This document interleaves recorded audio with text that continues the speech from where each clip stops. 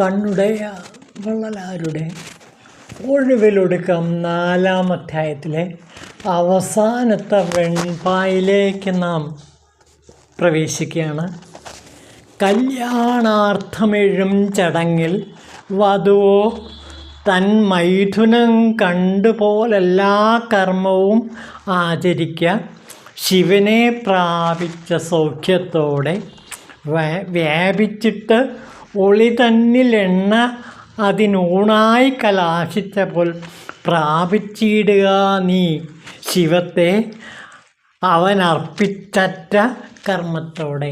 നീ ശിവനർപ്പിക്കുക, ശിവൻ ഊണായിത്തീരുക എന്നാണ് പറയുന്നത്.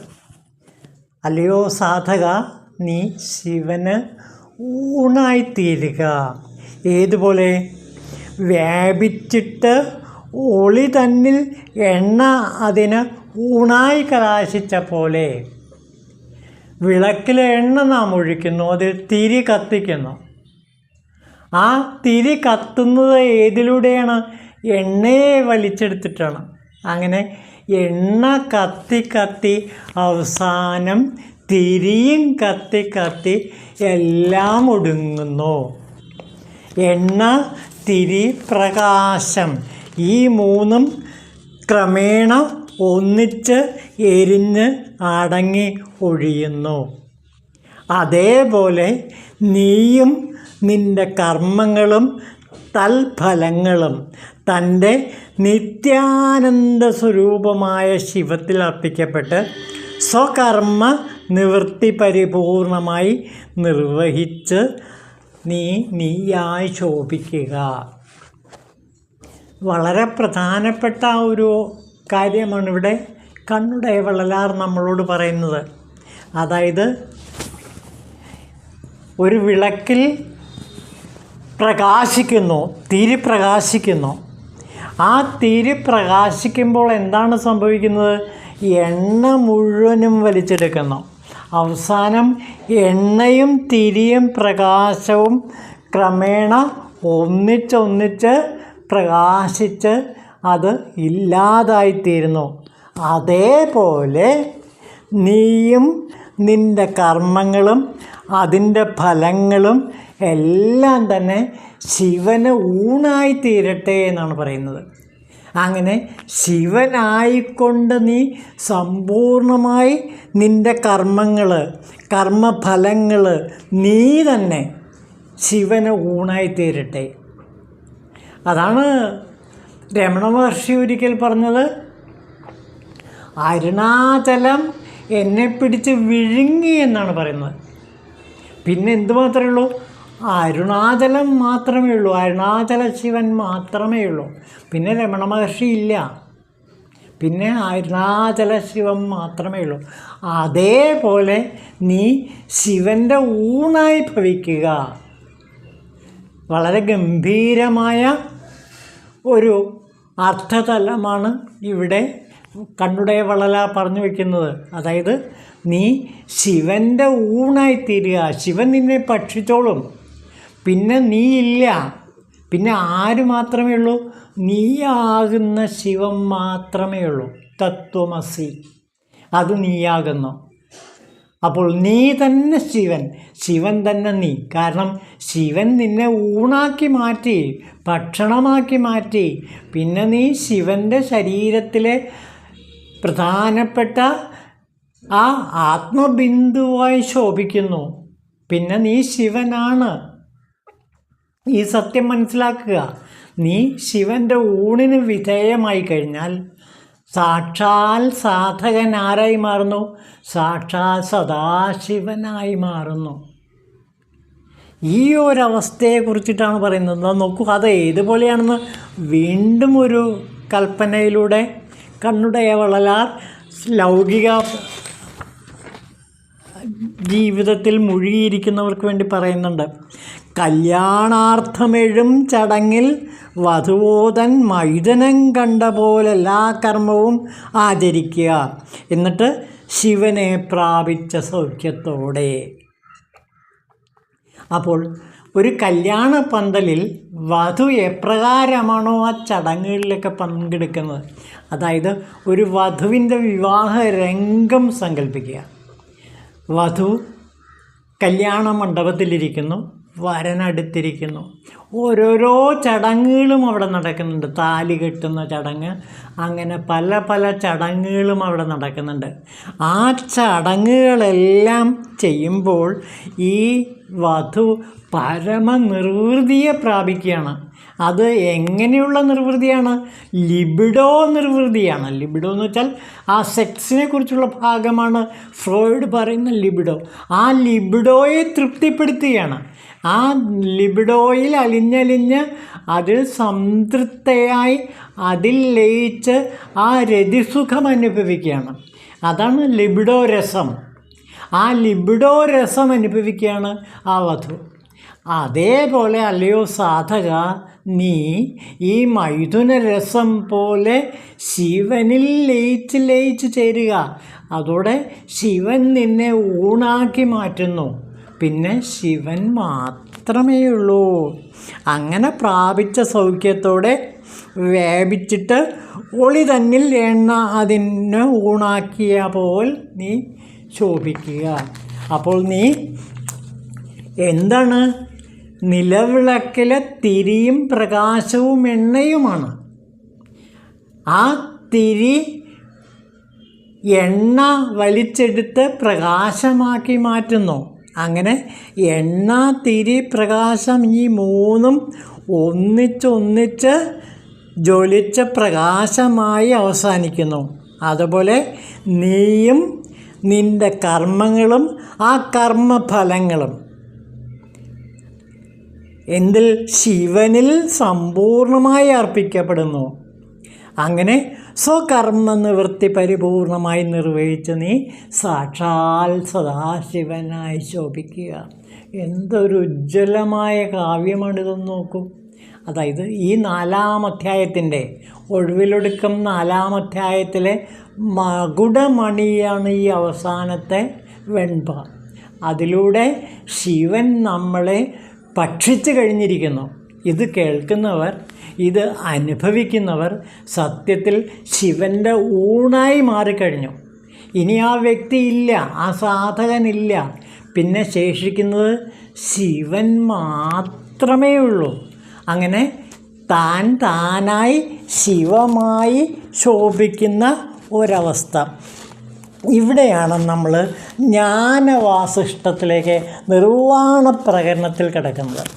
നിർവ്വാണ പ്രകരണം തന്നെയാണ് ഇവിടെ ഒഴിവിലൊടുക്കം 4-ാം അധ്യായത്തിൽ ഈ പാടലിലൂടെ കണ്ണുടയവള്ളലാർ വ്യക്തമാക്കുന്നത്. അതായത് ശിഖിത്വാജോപാഖ്യാനം എന്ന് പറഞ്ഞിട്ട് ഒരു ഭാഗം നിർവ്വാണ പ്രകരണത്തിൽ വസിഷ്ഠ മഹർഷി ശ്രീരാമചന്ദ്രൻ ഉപദേശിക്കുന്നുണ്ട്. വളരെ പ്രധാനപ്പെട്ട ഒരു ഉപദേശമാണ്. അതിൽ ശിഖിധ്വജൻ എന്ന് പറഞ്ഞ ഒരു രാജാവിൻ്റെ ഭാര്യയുണ്ട്. അവളുടെ പേര് ചുടാല എന്നാണ്. ചുടാല ഈ ലിബിഡോ രസം നുകർന്നവളാണ്. ലിബിഡോ രസം എന്ന് വെച്ചിട്ടുണ്ടെങ്കിൽ ശിവരസം നുകർന്നവളാണ്. അതായത് ശിവന് ഊണായി തീർന്നവളാണ് ഈ ചുടാല. ആ ചുടാലയുടെ ചരിത്രത്തിലെ അവസാന ഭാഗം നമുക്ക് നോക്കാം. ഇതാ നോക്കൂ. സ കൃദ്യുദ്ഭാതി വിമലാ നിത്യോദയവതി സമാ സാ ബ്രഹ്മപരമാത്മേതി നാമാഭി പരിഗീയതേ. അതിനർത്ഥം ഇതാണ്. ഈ മഹാചിത്ത്, അതായത് ഇവിടെ സദാശിവൻ സദാ പ്രകാശിച്ച് വിളങ്ങുന്നു. പരമപരിശുദ്ധമായ അത് എപ്പോഴും ഉദയം ചെയ്ത് നിൽക്കുന്നു.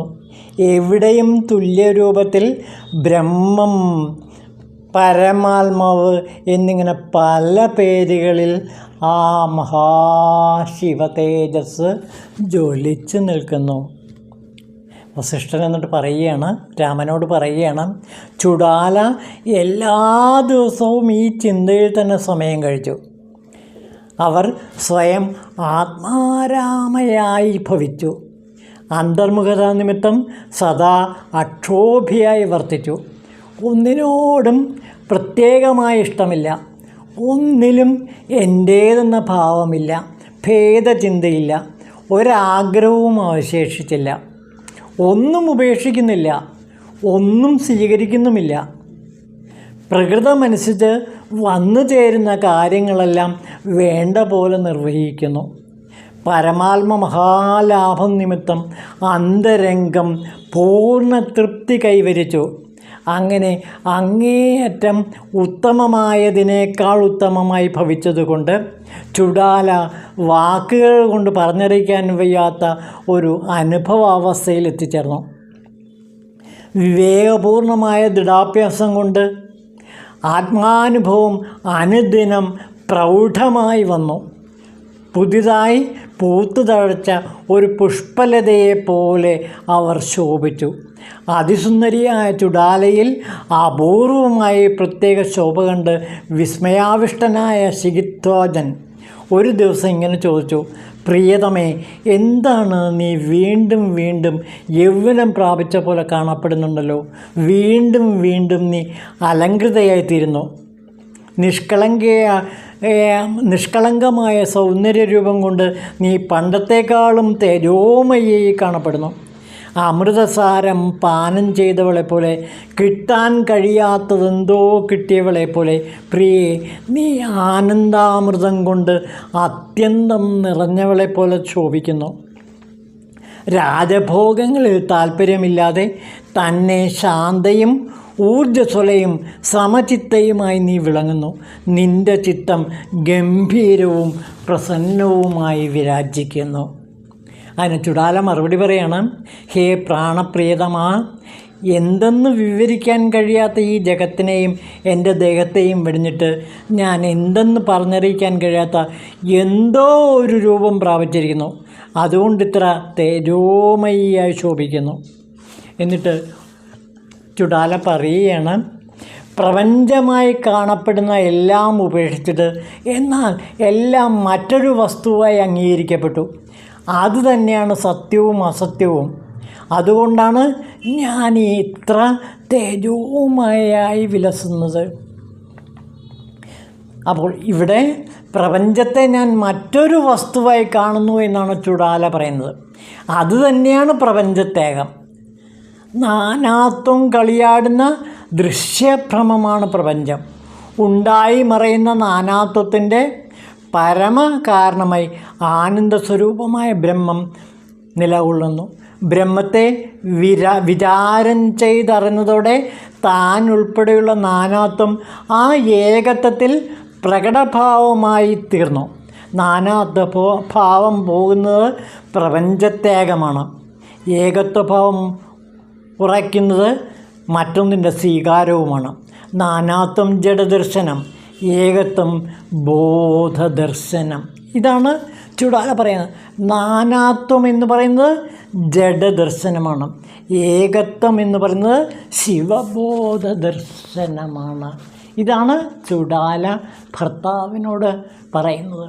അപ്പോൾ ചുടാല ഈ ലിബിഡോ രസം അഥവാ ശിവരസം നുകർന്ന് ശിവന് ഊണായി ഭവിച്ചതുകൊണ്ടാണ് ഇങ്ങനെയുള്ള തേജോമയിയായി മാറിയത്.